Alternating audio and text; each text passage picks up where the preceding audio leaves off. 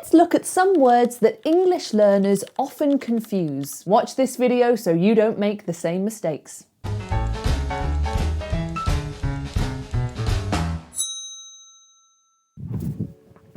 This is not a pillow. We don't put our head on it to go to sleep. These are cushions. They are to support your back when you sit or for decoration. You might see them on sofas, chairs, beds, but we don't sleep on them.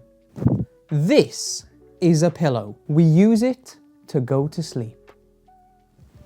Next, we have look and watch. I looked at the teacher or I watched the teacher. Look means to put your eyes on a particular thing or to direct your eyes in a particular direction. Look at this candle. Look at this candle. Put your eyes on this candle. Watch means to look at something for a period of time to see what happens, or to see if something changes, or to see if something develops. So with movies and TV shows, we watch them. We put our eyes on them for a long period of time to see what happens and to see how they move. What about hard and hardly? So hard can be an adjective, just to describe nouns. That is a hard surface. But hard can also be an adverb, and hardly is an adverb. So I think that's where people get confused. So hard as an adverb just means with a lot of energy and effort. So I am working hard. Working is a verb, so hard, the adverb goes with it. I'm working hard. It means I'm working with a lot of energy, with a lot of effort. Hardly means almost not, or barely, like such a little amount. So I'm hardly trying. I'm hardly trying means I'm almost not trying. I'm trying such a small amount. Now with hardly, you don't put it after the verb like you do with hard. So you wouldn't say I'm working hard, I'm working hardly. Hardly goes before the verb. So there's a bit of a funny joke that people say at work sometimes. They might say, are you working hard or hardly working?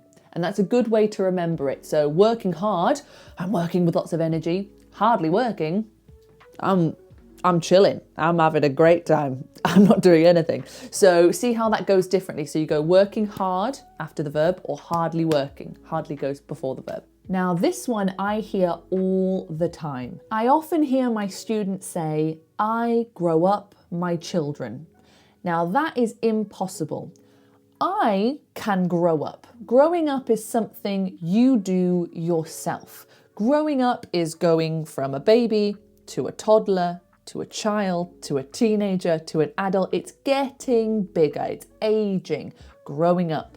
Only you can grow up. So I grow up, I do it myself. But parents, when they are helping their children to grow up and they are teaching them things, they are helping them learn how to walk and talk and be a good person, you are bringing them up. So bring up is to raise your children. So you could say, I am bringing up my children to be kind, caring people. But you can't say, I am growing up my children, because you can't do that for them. Breathe or breath.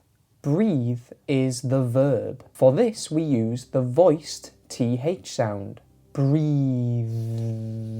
I breathe in and I breathe out. Breath is the noun. For this, we use the unvoiced TH.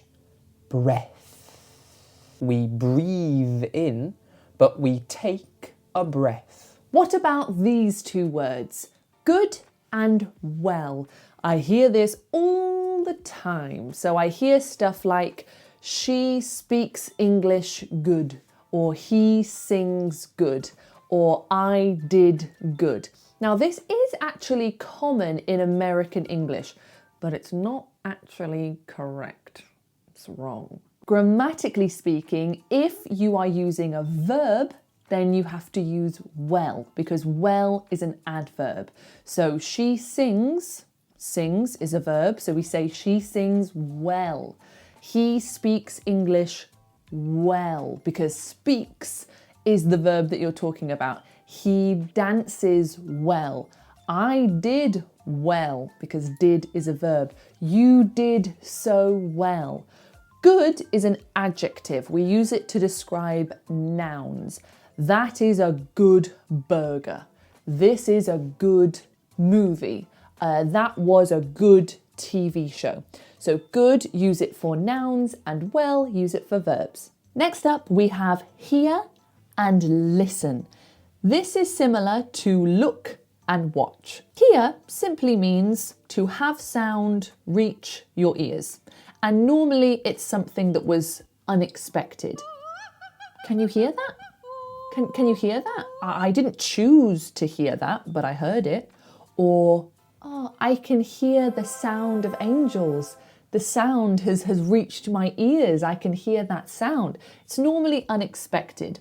Listen to is a choice. You are deciding to put that sound in your ear for a long time. You're listening to music. I am going to put that in and I'm going to focus for a period of time.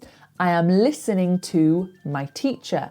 I am listening to an orchestra. Hearing is passive. Listening is active. Now, I heard this one a couple of times, so I just wanted to put it in this video in case you were about to make the same mistake. So I heard someone calling a factory a fabric, and I think in some languages those words are very similar. So just to clarify, fabric is the material that clothes are made out of. This is fabric. That's fabric.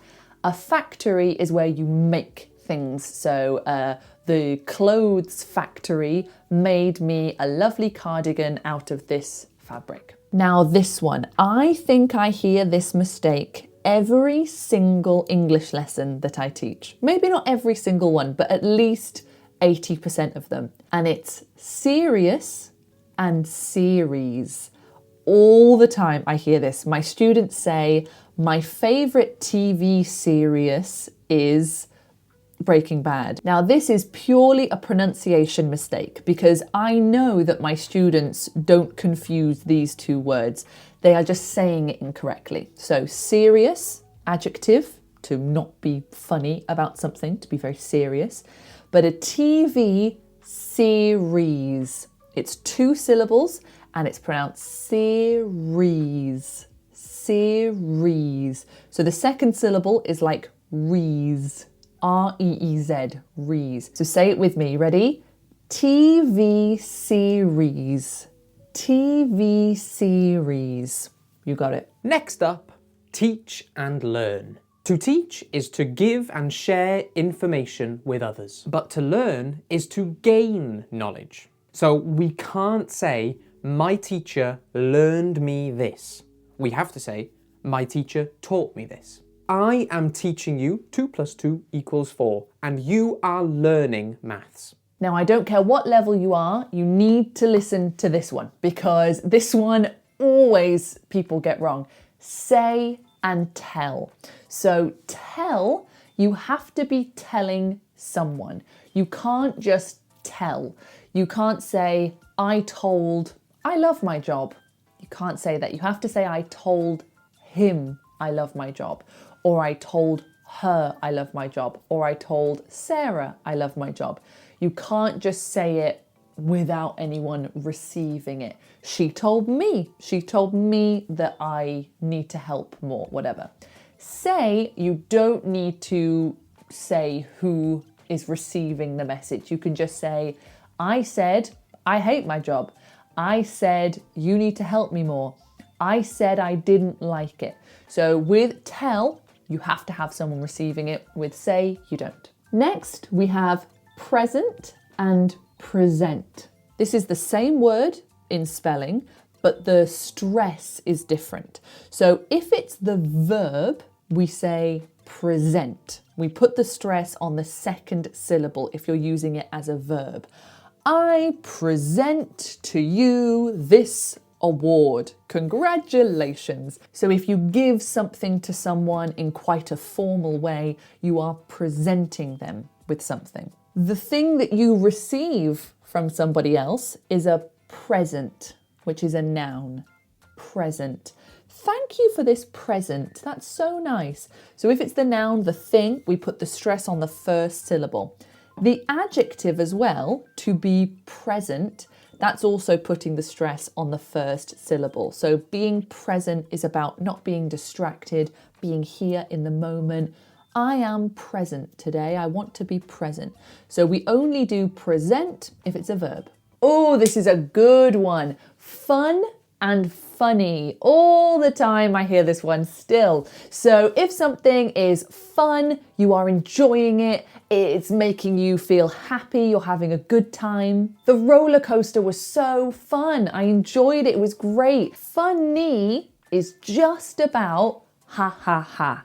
So funny is purely about being humorous, making people laugh. So if you say the roller coaster was funny, then it makes it sound like there were things in the roller coaster that made you laugh, or there were things that were there to make you laugh. It was a comedy roller coaster.